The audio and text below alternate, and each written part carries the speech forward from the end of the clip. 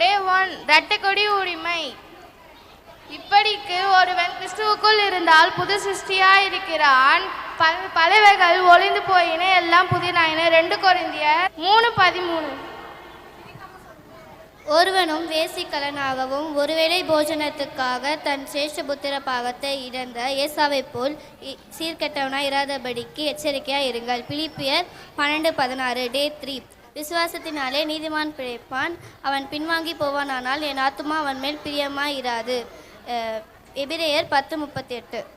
ஆகிலும் எனக்கு லாபமாய் இருந்த அவைகளோ அவைகளை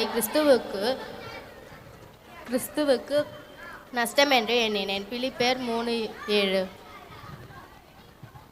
டே 5 பகிரப்பட்ட உரிமை. சகோதரி, நீங்கள் நன்மை செய்வதிலே சோர்ந்து போகாமல் இருங்க. 2 தெசலோனிக்கேயர் 3:13.